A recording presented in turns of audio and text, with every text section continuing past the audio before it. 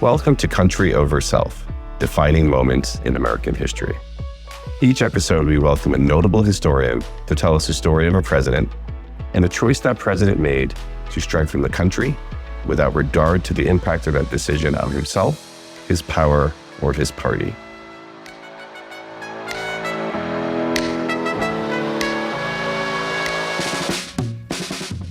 Welcome to Country Over Self, Defining Moments in American History. I'm your host, Matt Blumberg, and I'm here today with H.W. Brands. Professor Brands holds the Jack S. Blanton Sr. Chair in History at the University of Texas at Austin. He's a New York Times bestselling author. He was a finalist for the Pulitzer Prize in biography for The First American and Traitor to his class. His most recent book is America First, Roosevelt versus Lindbergh in the Shadow of War. Bill, it's great to see you and welcome to Country Over Self. Delighted to be joining you. All right, so today we want to talk about the subject of your latest book and one of your earlier books, our 32nd president, Franklin Delano Roosevelt. FDR was our longest serving and certainly one of our most consequential presidents, probably one of our best known presidents. He came to office in a landslide victory over Herbert Hoover in the depths of the Great Depression. His New Deal was the most ambitious expansion of our federal government in our history. He led the country through World War II. He oversaw the development of the atomic bomb, set the stage for the post-war world order, and ran for successfully an unprecedented third and fourth term of office. So our subject is Country Over Self, and I struggled a little bit in preparing for this episode to come up with a great example or examples of FDR choosing country over self. And in fact, kind of came up with a couple of the opposite. And I know you and I had some back and forth about that. So I'd love to just have a conversation on the theme of exploring the concept of country over self with examples from his presidency, maybe a little bit about Eleanor Roosevelt as well. And sure. I guess I'll just start with the question of, do you agree with that struggle with respect to Roosevelt? I think Roosevelt was typical of most presidents in not seeing much difference between the interests of the country and the interests of themselves. To become president of the United States, to put yourself in the position where you can be nominated and then elected, you have to have a pretty healthy ego. And so you have to think that you really have something to offer to your country. And even if you don't think that in an absolute sense, you are qualified to do all the things that the president has to do. Politics is never an absolute measurement. It's always comparative. Am I better than those other rascals out there? And Franklin Roosevelt was certainly convinced in 1932 that he was better qualified to be president than Herbert Hoover. Voters agreed with him. Now, this was probably unfair to Hoover, but part of the calculus of presidential elections is that they're often inherently unfair because presidents get credit for stuff they didn't do, and they get blamed for stuff that they're really not responsible for. Presidential elections in American politics for president, are as much a barometer of how voters feel about themselves, how they feel about their prospects, how they feel about the country. And for the longest time, the last couple of go-rounds might be an exception to this, but it's too soon to tell. But generally speaking, if an incumbent is running in a presidential race, the race becomes a referendum on not simply the incumbent, but the country during that incumbent's presidency. And given the sorry state of the economy in 1932, there was no way Herbert Hoover was going to win. And so Roosevelt could say, I'm a better person for the job than this. But I can't point to a time in Roosevelt's political career where he thought there was much daylight between what was good for the country and what would be good for him. Now, he would have said, I see what's good for the country, and therefore I orient my interests in that direction. Not everybody agreed with him by any means. And just on one point, you mentioned that he ran for and won a third and fourth term. Well, the George Washington rule of 2 terms for a president had stood the test of time for a century and a half. And occasionally, some of Roosevelt's predecessors had been tempted to test it, but they never really followed through seriously. And it became this de facto rule, because if you put yourself up for a third term, in effect, you would have to answer the question of Americans. So who do you think you are? You think you're better than George Washington? And you'd be asking them to say yes. Well, Roosevelt was able to get around that by saying that there is this global emergency. And as he and his campaign supporters in 1940, comparing Roosevelt to Wendell Willkie, the Republican nominee, they said better a third termer than a third rater. So there were a lot of people who thought at that point that Roosevelt was putting his own interests ahead of the country's interests, because even if you made the case that at this particular moment, experience at the helm is a good thing, but Mr. President, the presidency, America is going to go on long after this time. And do you want to establish the principle that president should be president for life, which is actually what Roosevelt became? And the fact that Americans didn't like it was reflected in the decision that actually was almost universally supported by Republicans and Democrats shortly after Roosevelt's death. Never again are we going to let somebody do this. And so they passed an amendment that said presidents only get 2 terms. Yeah, the third and the fourth term are an interesting case study, and maybe we'll come back to that in a minute. But I want to go back to something you said a minute ago that I think was interesting, which is, not just that there wasn't daylight between what was good for Franklin and what was good for the country, but that you think there's a good chance he was trying to figure out what was good for the country and then make it good for him. And the question I have is, how do you think he went about doing that? I mean, taking office in the depths of the Depression, okay, it was obvious that action needed to be taken, which we can also come back to a little bit. But he dithered quite a bit on entry into World War II and on even recognizing the Nazis' horrors. And he was paralyzed and didn't travel, didn't get out the way contemporary presidents do. So how did he? And he had a seemingly very keen, almost innate sense of what was going on in the country. So how did he go about doing that? Well, the first thing, let me say that Roosevelt's handicap, as it was known then, really didn't keep him from mingling with the people, because he rigged up an open-topped car and he would seat himself in the back. And the car would drive among crowds and people could come up and shake his hand and all of this stuff. A lot of Americans either never knew or forgot that he actually didn't have the use of his legs. The fact that he came down with polio was a big story in 1921 when it happened. But Roosevelt sort of retired from politics for several years, and so he was out of the limelight.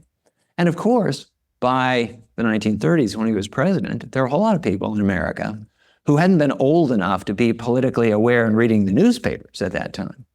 But this business of how does he decide what the national interest is? What is the good of the country?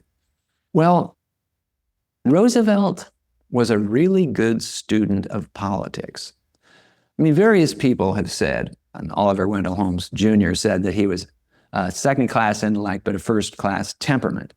And I don't know, that's a little bit condescending. That's the kind of thing Holmes would say. But he was, as I say, a very good student of politics. And he had been studying politics from the time he was in college, which, not coincidentally, was the time when his cousin was president of the United States. And Franklin Roosevelt used to hang out at the Theodore Roosevelt White House. And one of the ways that people choose their careers, I point this out to my students. I teach at the University of Texas.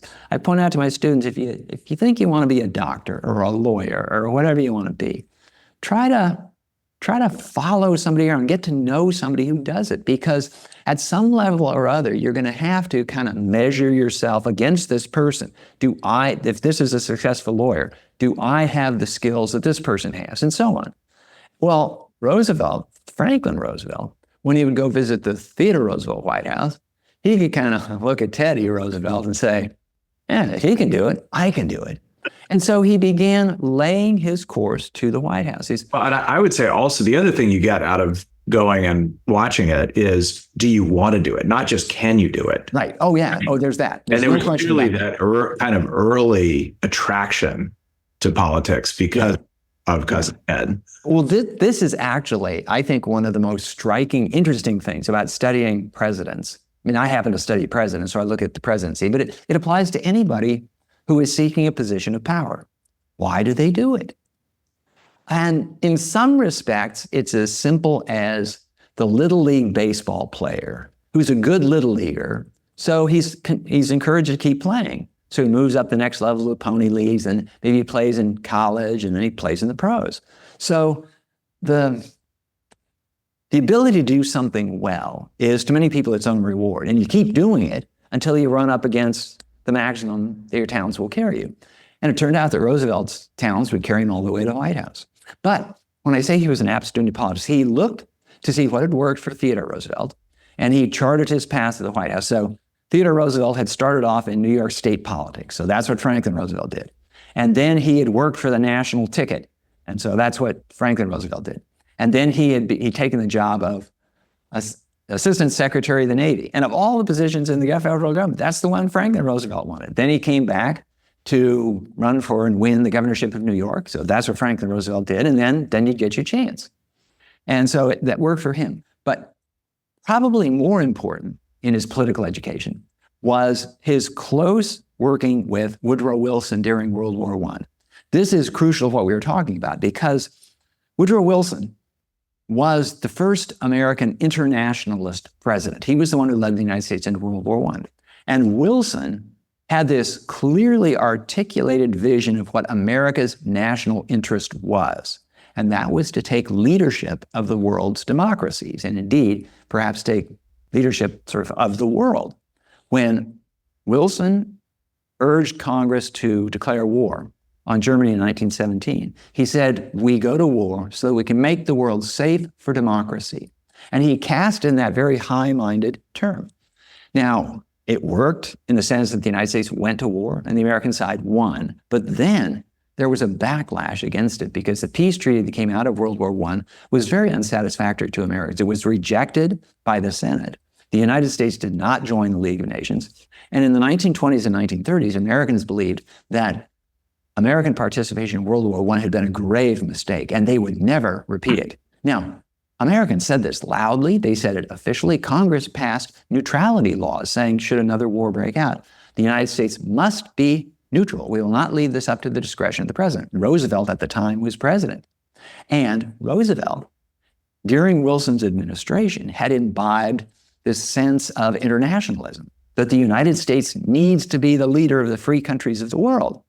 But he had seen what had happened when Wilson had pushed the United States into World War I, and he said, I'm not going to do that. And so he kept his mouth shut. And there are people who have faulted him for this, because if he had spoken out more clearly against Adolf Hitler before Hitler really consolidated power, if the United States had joined the League of Nations and had taken measures to prevent Hitler's expansion, then things might have turned out differently. But Roosevelt made this decision, and the decision was American opinion is not ready for this yet. Now, some of his critics then, and critics since, have said, well, that's what leadership is for. You change the mind of America. You tell them what America needs to do. But Roosevelt didn't. He took the position instead that we have got our hands full dealing with this depression at home. So we're not going to waste our energy thinking about what's going on overseas. But part of that, again, this is true of all sorts of presidents. That very direction that Roosevelt is pointing in, he says it's good for the United States, but it's also going to get him reelected. And so time and again, you will see presidents say, well, I got all these great ideas, but of course I can't put the ideas into effect unless I get elected or reelected. You know, I think looking at the consequential decisions that he made over the 13 years that he was in office, you can see somewhere he led from behind, and you can see somewhere he led from the front. And, sometimes he look for compromise, and sometimes he was a steamroller. And he's always seemed to me, and I think you talk about this in the book several times, as sort of what I would call like the great mobilizer. A very powerful communication style, very good at moving public opinion, but probably good at picking his battles and picking his moments. And it'd be interesting to run through here like a handful of examples of this. The one I'd like to start with is actually the transition to power from Hoover. So Hoover, I was shocked the first time I read a Hoover biography of just how much he did to try to get the country out of the Depression. Certainly relative to Republican orthodoxy at the time, but even just on an absolute basis. And of course, everyone says, oh, he did nothing to get us out of the Depression. Roosevelt came in and saved us. But Roosevelt really came in and built on and expanded a lot of the things that Hoover had started. And yet he was unwilling during his lengthy transition into the Oval Office, because, of course, that's still when there was a 4-month window, not a 2-month window. He seemed unwilling to collaborate, to be seen as someone that was even associated with Hoover, even though he had already won the election. So I'm curious for your take on sort of how that fit into his calculus. Well, regarding the transition, in this regard, Roosevelt followed the example of Abraham Lincoln.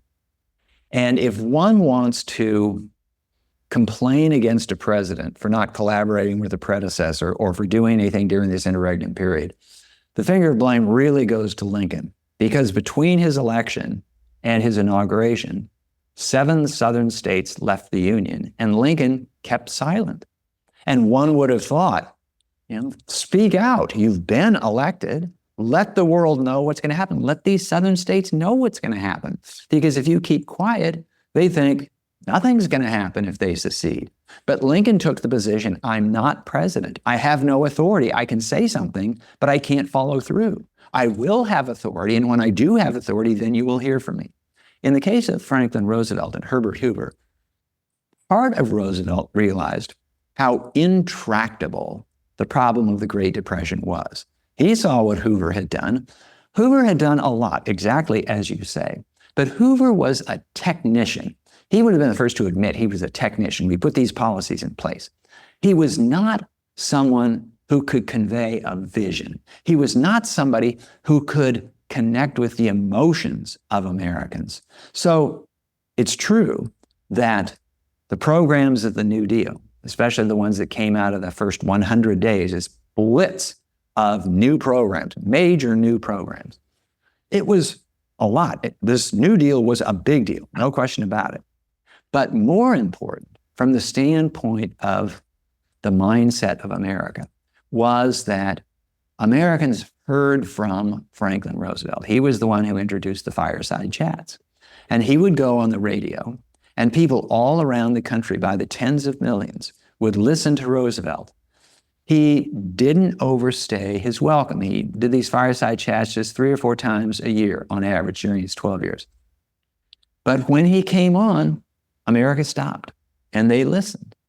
And people heard his voice. And Roosevelt, I think he understood how radio works. It gets in the head of listeners in the way that the previous media didn't. Newspapers there on the printed page. And there's a writer and there's an editor. There were photographs, of course, but of course, photographs are photographs. But when Roosevelt could connect directly to the American people, there was no editor between his microphone and the speakers in the radios. People could think that he was speaking directly to them. This isn't true when you're on television or if you're on front of 10,000 people. If it's live, everybody knows I'm just one of 10,000. But when you're lying there in your bed on a Sunday night and it's probably dark and you hear the voice over the radio, you think he's talking to me. In fact, when I was working on my book on Franklin Roosevelt, I was talking to some group and I suggested that the listeners thought that Roosevelt must have sounded like their beloved grandfather or a favorite uncle or something. And this elderly woman came up after my talk. She said, I listened to those fireside chats, and that was not the voice of my uncle or my grandfather. That was the voice of God. So he forged this connection to the extent that even though The economy didn't improve much in his first term. In fact, in his second term, there was a big recession in 1937 that gave back almost all of the gains. But ordinary Americans believed that there was somebody in Washington looking out for them in a way that they never felt about Herbert Hoover. Oddly, Hoover was the orphan kid. Hoover was the ordinary kid who made good. Hoover was probably doing almost as much as Roosevelt was, but he couldn't convey it, whereas Roosevelt could. Roosevelt, the patrician, the one who had had sort of everything good handed to him on a silver platter, but he was the one who made the connection. Now, there were a lot of people, and I think I'm among this group, who said that one of the things that made Roosevelt able to connect the way he did was precisely the disability that he incurred when he was an adult. Because until the age of 39, everything had been going Roosevelt's way. And then all of a sudden, this athletic guy, this guy who liked to run around, couldn't even walk. And it made him realize, and this is critical for understanding the Great Depression, it made him realize that bad things can happen to good people through no fault of their own. Because that's why so many Americans were utterly flummoxed by the Depression. They didn't do anything wrong. They worked hard. They didn't play the stock market. They put their money in banks where it's supposed to be safe. And then the banks collapsed. And the business that they worked for went under. And they were out of work. They were out of homes. They were out of food. They were out of everything. So when Roosevelt says, I hear you, and we're going to do something for you, that made all the difference in the world, despite the fact that the gross statistics of the economy weren't that much better under Roosevelt than they were under Hoover. Right.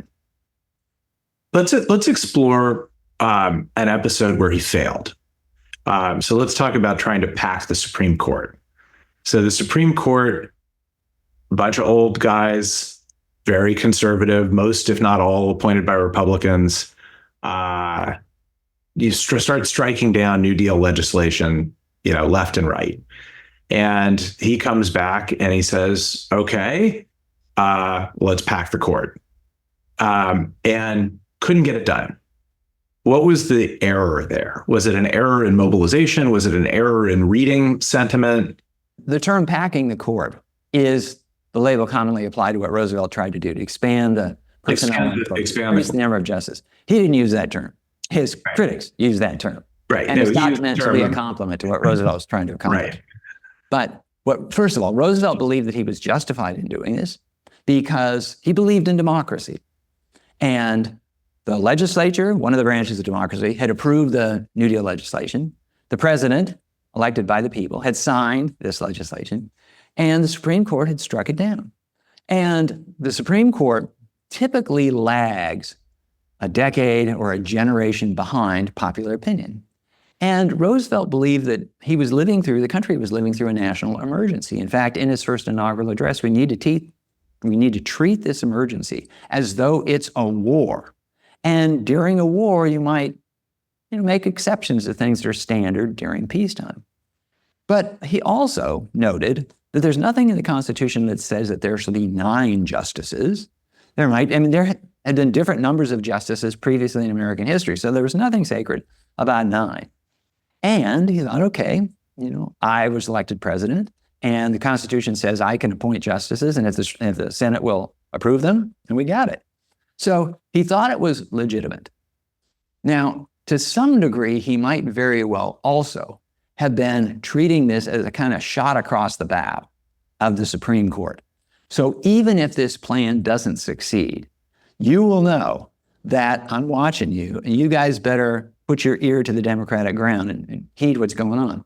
Well, which seems to have been successful. That's it. Well, that's exactly it. Roosevelt never thought that his so-called packing the court initiative was a failure, because within several months of when he did it, the Supreme Court changed its mind, and then it changed its personnel. So he got what he wanted. But the reason that it really tarnished, it took the shine off his landslide re-election in 1936.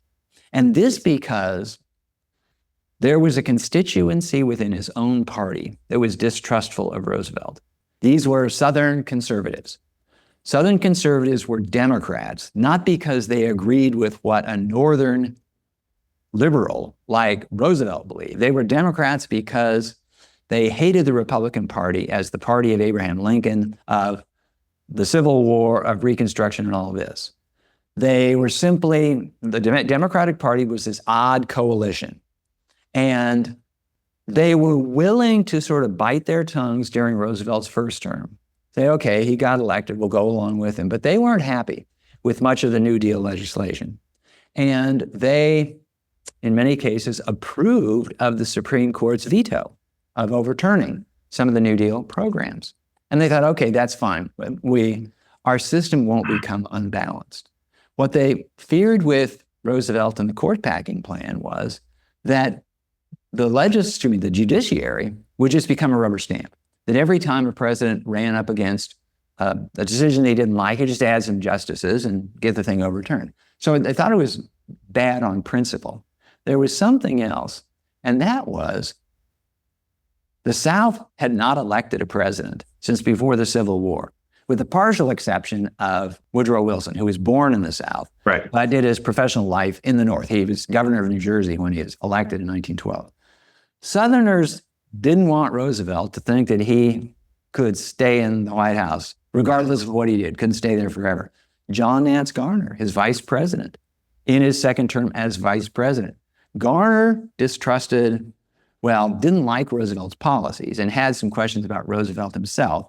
He was from Texas, and he figured, if I serve loyally, then Roosevelt's going to have to step aside in 1940, and then I'll get the nomination and become president.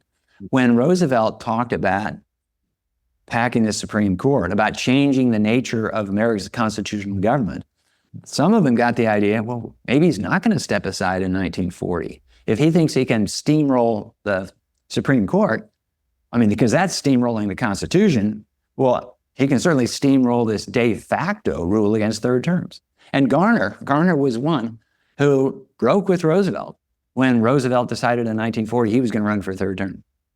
He felt personally betrayed, and he also felt that the interests of the country were endangered by this. And he was not alone in feeling that way. So. That's right. Well, and one of the, it's rare that you can get the two parties to agree on anything at the same time. But both parties, the Republicans and the Democrats, agreed that the president should not have third and fourth terms after Roosevelt died. And when I first heard about this long ago, I thought that's kind of weird. I understand why the Republicans wouldn't want this to happen, four-term Democratic president. But the Democrats, the reason was, once you think about it, it makes perfect sense. There are lots of Democrats who are waiting patiently in line for Roosevelt to step down. And when he never stepped down, they lose their chance to be president. Altruism at its finest. Exactly. Yeah. I'd love to talk about World War II a little bit and zero in on two very, very different episodes in World War II to talk about this concept of Roosevelt and country over self, or what was going on at that time. So let's talk about Lend-Lease. Which, sort of before our entry into the war, the prelude of our entry into the war, and, a little bit of an executive power grab with a lot of bitter opponents in the country. And then I'd love to move and also talk about the Japanese internment, which is, one of the darkest chapters in not just Roosevelt's presidency, but in the country's history. So however you'd like to start. Sure. So Lend-Lease was this program that was sponsored by Roosevelt, and he proposed it to Congress It was sponsored by Churchill. Right. Yeah, so that's a whole related but different story. But right after his third inauguration, he presents his bill to Congress saying, give me authority to give the anti-fascist forces anything that they need so that they can keep fighting. Now, Roosevelt said, this is the best way to keep American soldiers out of fighting. If we can keep the British fighting, if we can keep the Chinese fighting against the Japanese in Asia, if we can keep other enemies of the fascist powers, right, then we won't have to go. Right. A lot of echoes right now in today's environment about the Ukraine. Oh, yeah. But there were people who didn't believe what Roosevelt was saying. They said, rather than being a measure to keep Americans out of war, this is a measure more likely to draw Americans in because the president, Roosevelt, was making the case for aid to Britain. We'll focus on them first. On principle, So Britain is a democracy. Well, actually, it was an empire, but for the purposes of his argument, he said it's democracy. It's democratic at home, more or less. And so he's making a case that the United States needs to go to the aid of beleaguered democracies.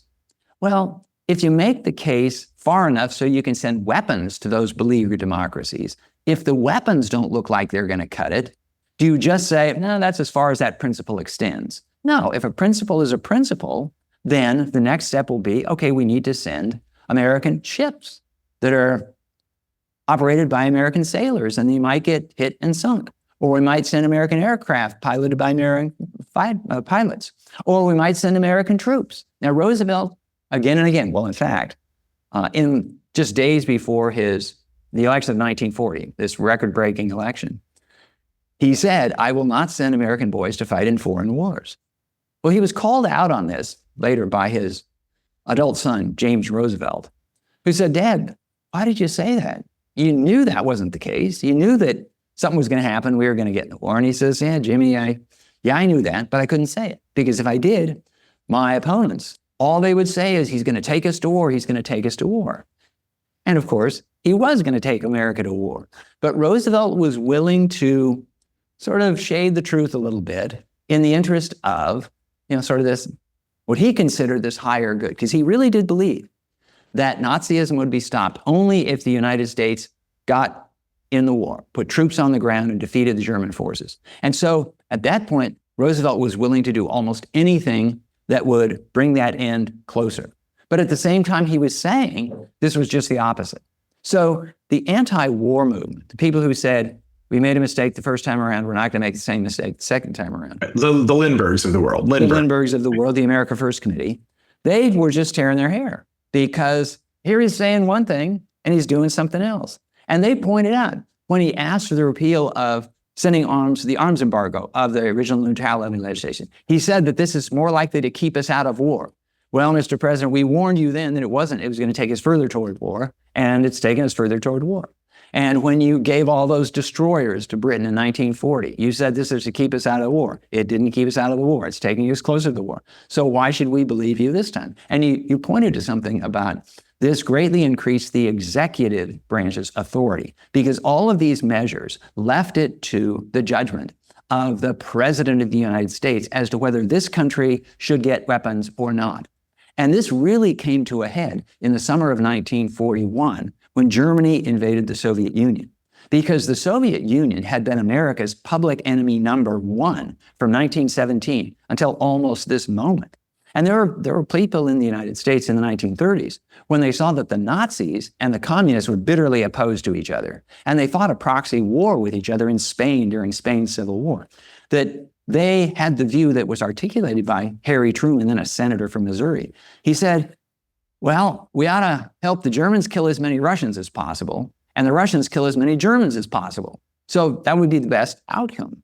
But now Roosevelt is sending American weapons, American money, to Joseph Stalin, the leader of the communists. What's going on? Said Lindbergh and the anti-war group. But they had to recognize that Roosevelt had very skillfully led Americans into this position where he was portraying all of this as a way of preserving democracy, as a way. It was remarkable how Roosevelt cast this as America's destiny. This was something America must do. America must take leadership of the world. And he said things like, if we don't defeat the Germans in Europe, they're going to come after us in America. And that was a real stretch of the imagination. But until it wasn't. Well, the Germans never came to America. And that's what he was speaking of at the time. So anyway, but he was really good. He understood the temper of the American people. He understood that you can flatter Americans by saying, we got the greatest country on earth and we need to act like the greatest country on earth. Well, okay, we'll do it. One last thing on this. Yeah. And this really often isn't remarked on much. While he was saying all this, while the country was getting closer and closer to war, the Depression in the United States was ending. For the first time, Americans were no longer worried about the economic future. And Americans, some subconsciously, some sort of actively and directly, they linked the possibility of war with a revival of prosperity. And so Americans look at their own situation, which is getting better and better, the closer the country goes to war. And then, to jump ahead a little bit, when the United States does go to war, Americans, for the first time in decades, are all pulling in the same direction. This is what you have to do during wartime. So even today, Americans of that generation look back on World War II as the good war. Quite a striking label, given the fact that World War II was the most destructive war in human history. Right. Yeah, and of course, for Roosevelt, as you alluded to earlier, it was sort of the fulfillment of the Wilson destiny. That he finished the job that Wilson couldn't get done. Right. Yeah. Let's talk about the Japanese internment camps a little bit. Okay. So in the moment, it seemed to make sense to Roosevelt that particular provisions might be made to prevent a Pearl Harbor in California or a Pearl Harbor on the soil of the American mainland, because the Japanese attack on Pearl Harbor came literally and figuratively out of a clear blue sky. And he wasn't expecting it. Nobody was expecting it. And one of the first things that anybody said at the time is, how could they do that? How could they accomplish that? Well, part of it was that there were Japanese living in Hawaii. And some of them were acting as agents of the Japanese government or informants of the Japanese government. And so they could explain, okay, here's where the ships are and all this stuff. Well, there were a lot of Japanese living on the west coast of the United States. And we're speaking now in December 1941, January, February 1942, because nobody knew at this point what the capacity of Japan was, where the Japanese would strike next, who was loyal and who wasn't. Then Roosevelt listened to people who said, as a precautionary measure, we need to relocate Japanese nationals, Japanese immigrants, and Japanese Americans away from the coast. We'll move them inland. So from California, we'll move them to Nevada, from Western Oregon to Eastern Oregon, and so on. And these became the relocation camps. Now, not in Roosevelt's mind, but in the minds of many of the people in California who were all in favor of this, there was the idea, boy, if the Japanese have to leave all of a sudden, they're going to have to sell their business and their homes at fire sale prices. So we will be able to take their market niche. We will be able to get their property for cheap. So there was a certainly cynical end to this. Deeply cynical. Yeah, well, I mean, for some people, there was. And this was a good opportunity. But even those people would say, during wartime, all sorts of civil liberties are suspended. Abraham Lincoln suspended habeas corpus in the United States. And a lot of American nationals who got caught in Japan and in Germany, they were locked up. Now, of course, there's a big difference here, because some of the people being locked up in America were American citizens. These weren't foreign nationals. So that's a big difference. And Roosevelt, at this point, didn't want to take on the people in California on the West Coast who would say, boy, you got to do this for national security, especially because he had no idea if there would be or any way of telling if there was going to be another such attack. Now, you will remember, after the terrorist attacks of 9/11, U.S. Congress responded with the Patriot Act, which suspended a lot of things that Americans consider their constitutional rights. And so the feds could look and see what books you checked out of the library and all sorts of other things. So in emergency, especially when there has been the loss of American life inflicted on Americans by foreign people by surprise, then Americans are much more willing to tolerate the intrusion on what are ordinary civil liberties. Now, the fact that Japanese Americans were singled out, I mean, some people saw racism in this, and there certainly was on the part of some people, but it really was a response to the fact that Japan had attacked the United States. So that's who you're going to be on the lookout for. Maybe the more damning aspect of this was that the Supreme Court, after time had passed for tempers to cool, said, yeah, this was okay, didn't declare it unconstitutional. So that did not reflect well in the United States. Now, it was pointed out that America was doing the same thing to the Japanese on the West Coast that Hitler was doing to the Jews in Germany. Well, yes, up to the point of moving people and putting them in the camps. But that's where the similarity, because in the death camps, they didn't come out alive.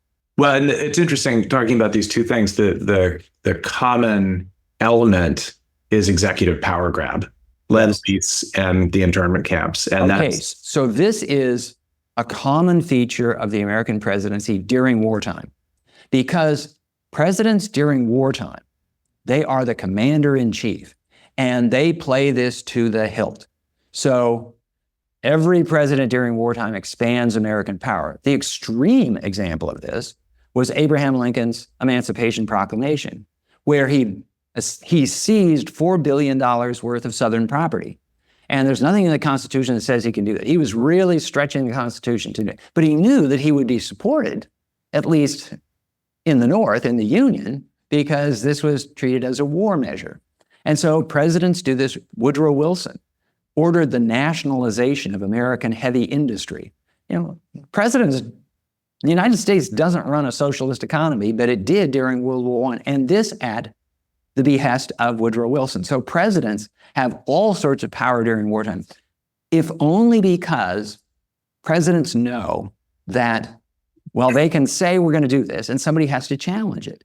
They can challenge in court, or they can challenge in Congress, but somebody who challenges the president during wartime sets himself or herself up for allegations that you're disloyal, that you are supporting the enemy. And you mentioned Charles Lindbergh. So these were arguments that were thrown at Charles Lindbergh, and this even before the United States entered the war.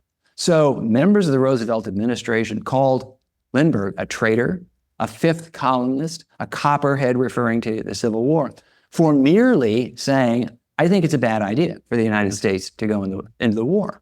And so he was being trailed by the FBI. And in politics, this stuff happens. And in wartime, politics develops even sharper elbows than otherwise. Well, that's an interesting takeaway for me with this project of Country Over Self, is that wartime is different. So I will take some notes about that. Yeah.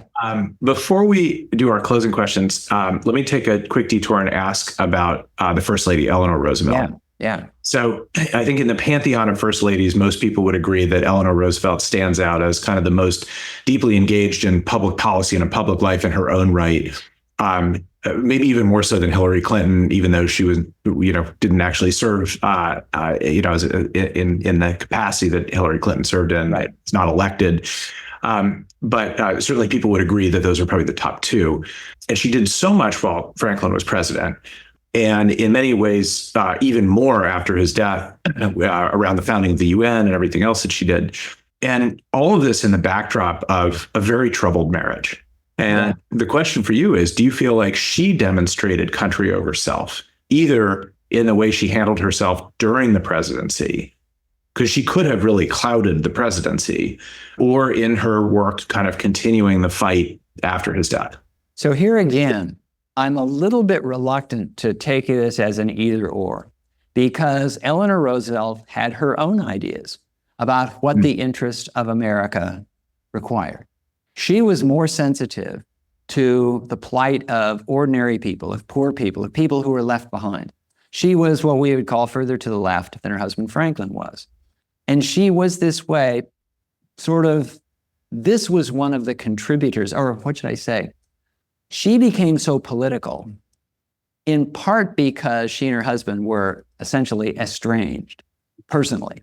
They sometimes lived together, but there was a mock headline in one of the Washington papers, First Lady sleeps at the White House, because she was gone so much all the time. But Eleanor Roosevelt and Franklin Roosevelt, they used their differing positions strategically. So Eleanor Roosevelt would go out to groups who advocated, for example, that the federal government ought to pass an anti-lynch law. There were state laws, but there was no federal anti-lynch law at the time. And she would say, my husband is all in favor of this, but he can't come out publicly and say it because he has to keep those Southern conservatives on board and they will never stand for it. So she would get kind of the advantage of being the First Lady. She would have more clout by virtue of that. And he would be able to use her as someone who would keep the left wing of the Democratic Party in line. She would go talk to them. And he would say, when she did something that he might be criticized for, he'd say, well, what are you going to do about your wife? So it worked very well for both of them. But they both had political agendas. And their political agendas pointed generally in the same direction, but on certain issues, hers was going faster than his was. You mentioned her post-FDR's death career. Well, it also meant that it's her post-First Lady career. And Eleanor Roosevelt is a very good example of a post-career can do a whole lot to shed retrospective light and glory on the time in office. Because when Eleanor Roosevelt was the First Lady, she was a lightning rod. Because yes, the progressive wing of the Democratic Party liked her, but the Republicans, they were going out of their minds. Nobody elected her to anything. Why does she have a right to do this? Exactly what they did to Hillary Clinton in the 1990s. And Hillary Clinton sort of learned the lesson. Okay, now you got to back off. But then he dies, and she lives for another 17 years, and she becomes a very well-respected world figure. She was America's ambassador to the United Nations. And one of the great things about Eleanor Roosevelt was that she was a living example of don't take yourself seriously, take the job seriously. She never spent any time on makeup or her hair or anything like that. She was always all business and all work. And she didn't expect perks or anything because she had been First Lady. She just was really devoted to the causes she was devoted to. So by the time she died, even conservatives really had to give her a nod of respect. But there's some elements of country over self in what you just said. Oh yeah. Because she could have asked for perks from the Democratic Party. She could have, lived a higher life. But here again, I think maybe, and I don't mean to undermine the general project, but for people who are in this position, I'll take Eleanor Roosevelt. She thought that the greatest thing that she could do was do good things for her country. And so she preferred doing what she was doing to spending time on a yacht in the Mediterranean. So it wasn't that she was depriving herself of something. No, she was doing exactly what she wanted to do. And you see this in people who found corporations, and you do all this stuff. You really get into this, and you come to identify your interests with the interests of the larger organization, in the case of the President of the United States, with the country. That doesn't undermine the project. That may help define the project. Okay, very good. Let's close with 4 rapid-fire questions. Yeah. If you had to pick a president who either embodied or most closely embodied country over self, who would it be? Oh, boy. I'm going to say John Adams, because John Adams, loser, the first time an incumbent president lost a contested election, he was urged by some members of his own Federalist Party because of the strange outcome of the 1800 election, where the 2 Republican VP and presidential candidate, Thomas Jefferson and Aaron Burr, they were technically tied, and the race went to the Federalist House of Representatives. And Adams refused to give any support to an attempt to deprive Jefferson of the presidency. So he could have people who were saying, you could just basically run this thing out. Inauguration day will come, there will be no president, you can still be the president. So he set an example for the rest of us. And the example is, when you lose an election, the appropriate response, the constitutional response, the patriotic response, is not to contest the election. It's to say, okay, I'm going to try hard to win the next election. Now, let me ask the opposite. Which president, and you could say Roosevelt if you want, but which president is least country over self? Richard Nixon. So Richard Nixon, I'm sure, went to his grave thinking that all the stuff he had done during Watergate was for the good of the country. People can talk themselves into all sorts of stuff. But this is a good example of how, when you have that kind of power, you have to be very careful that you don't do that you don't talk yourself into believing that your interest is identical to the interests of the country as a whole. And so he should have stepped aside and let the investigation of the Watergate break-in happen and all that other stuff. But he tried to cover it up. So he's the one that we have the best evidence on for this sort of thing. Let's talk about Biden's withdrawal from the race very briefly. And my question to you is, how do you think history will view that? Well, in the first place, I will say that there's no such thing as history viewing things. It's us historians. What are we going to say about it? And I will say this, that I don't know the answer, but I will know the answer on November 5th of this year, whenever the election finally gets resolved. Because if Kamala Harris wins, then great move, Joe. You did a patriotic thing. And this would be a really good example of a kind of, I'll call it a selfless kind of thing.